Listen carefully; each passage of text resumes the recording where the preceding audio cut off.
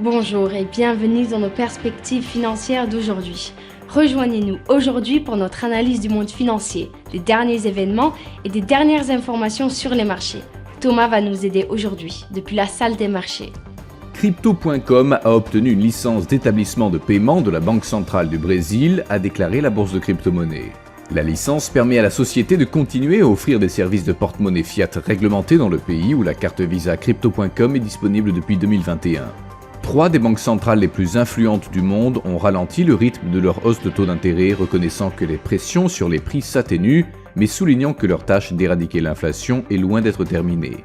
Les négociateurs de l'Union européenne sont parvenus rapidement à un accord sur la refonte du marché du carbone, principal outil politique de l'Union pour lutter contre le réchauffement climatique. Les actions Volkswagen ont baissé de 0,9% lors de la dernière session. Selon l'indicateur CCI, nous sommes dans un marché survendu.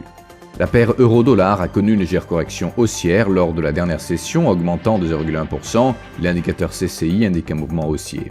La livre sterling a connu une légère hausse de 0,1% par rapport au dollar lors de la dernière session. L'indicateur stochastique donne un signal haussier. La paire dollar australien, dollar américain a connu une légère hausse de 0,2% lors de la dernière session. L'indicateur oscillateur ultime donne un signal haussier, ce qui correspond à notre analyse technique globale. La décision de la Bank of Japan sur les taux d'intérêt au Japon sera publiée à 3h GMT. La déclaration de la Bank of Japan sur la politique monétaire du Japon à 3h GMT. L'indice des prix à la production en Allemagne à 7h GMT.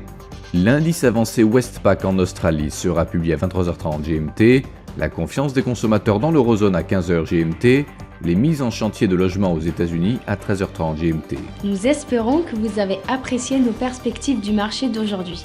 De la part de toute l'équipe, nous vous souhaitons une journée de trading productive.